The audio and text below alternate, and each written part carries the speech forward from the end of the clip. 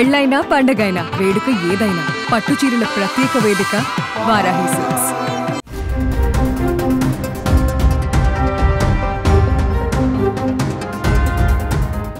బంగారం ప్రియులకు శుభవార్త. ఏకంగా వరుసగా 2-3 రోజుల నుంచి భారీగా తగ్గుతున్నటువంటి బంగారం ఈరోజు వేల రూపాయల కొద్దీ ఒకటే రోజు తగ్గిపోయింది. అంతర్జాతీయంగా నెలకొన్నటువంటి కొన్ని సానుకూల పరిణామాల నేపథ్యంలో బంగారం ఒక్కసారిగా కుప్పకూలింది.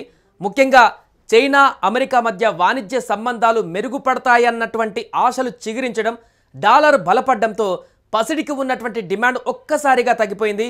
గత గురువారం ఉదయం ఆసియా మార్కెట్లో బంగారం ధర 1.30% పైగా క్షీణించి ఔన్స్కు 31.10 గ్రాములు $3,230 స్థాయి వద్ద ట్రేడ్ అవుతుంది. దేశీయంగాను ఇదే పరిస్థితి నెలకొంది. అంతర్జాతీయ మార్కెట్లో నెలకొన్నటువంటి పరిణామాల ప్రభావంతో దేశీయ మార్కెట్లోనూ బంగారం ధర భారీగా దిగొచ్చింది. ఇక ఒక్కరోజే 10 గ్రాముల 24 క్యారెట్ల బంగారం ధర ఏకంగా $2,180 తగ్గి 95,730కి చేరుకుంది.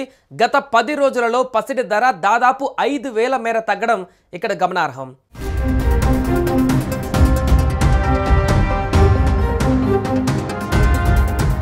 ఇదే సమయంలో దేశీయంగా హైదరాబాద్ నగరంలో కూడా 22 క్యారెట్ల పుత్తడి ధర ఒక్కరోజు $2,000 పడిపోగా ప్రస్తుతం 10 గ్రాములకు $87,750కు దిగొచ్చింది.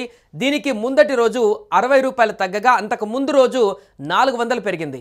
ఇక దానికి ముందు చూస్తే వరుసగా $620, $30, $100, $2,750 ఇలా తగ్గుతూ వచ్చింది. ఈ క్రమంలో 10 రోజుల వ్యవధిలో ఇక్కడ కూడా 5,000కు పైగా బంగారం పడిపోయింది.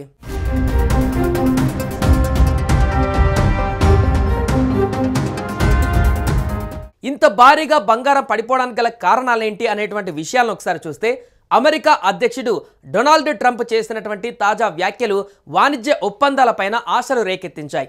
అమెరికా తన షరతులకు అనుగుణంగా చైనాతో ఒక మంచి ఒప్పందాన్ని కుదుర్చుకునే అవకాశం ఉందని ఆయన ఆశాభావం వ్యక్తం చేశారు.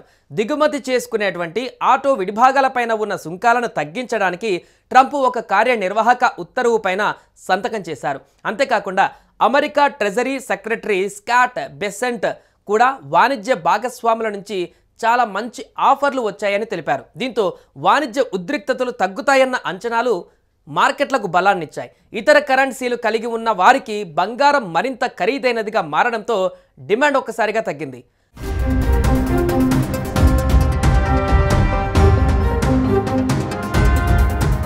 మరోవైపు అమెరికా ఆర్థిక వ్యవస్థ ఊహించిన దానికంటే బలహీనంగా ఉండడంతో ఫెడరల్ రిజర్వ్ రేట్ తగ్గింపునకు వెళ్ళొచ్చన్నటువంటి అంచనాలు బంగారం ధరల పతనానికి కొంతమేర నిలువరించే అవకాశం ఉంది. గత గురువారం విడుదలైన గణాంకాల ప్రకారం 2025 మొదటి త్రైమాసికంలో అమెరికా ఆర్థిక వ్యవస్థ 0.3% వార్షిక రేటుతో కుంచుకుపోయింది. ఇది 0.4% ఉంటుందని అంచనా వేసినా దానికంటే తక్కువగా ఉంది. ఫ్యూచర్స్ కాంట్రాక్టులు జూన్లో ఫెడ్ రేట్ తగ్గింపులను ప్రారంభిస్తుందని అంచనా వేస్తున్నారు. ఏడాది చివరి నాటికి మొత్తం 4.5% తగ్గింపులతో రేటు 3.25, 3.50% శ్రేణికి చేరుకుంటుందని భావిస్తున్నారు. సాధారణంగా ఫెడ్ వడ్డీ రేట్లను తగ్గిస్తే డాలర్ డిమాండ్ తగ్గి బంగారం ధర పెరుగుతుంటుంది. బంగారం అనేది భారతీయులకు కేవలం అలంకరణగా మాత్రమే కాకుండా ఒక పెట్టుబడి సాధనంగానూ ముఖ్యమైన పాత్ర పోషిస్తోంది.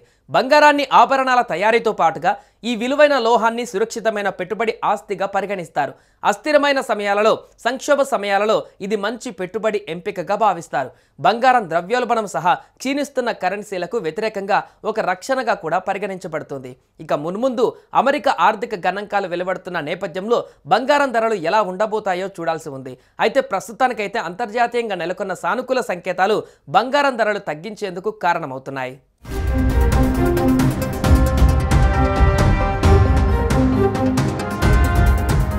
సుమన్ టీవీలో మీ పర్సనల్ అండ్ బిజినెస్ ప్రమోషన్స్ కోసం కింది నెంబర్కి కాంటాక్ట్ చేయండి.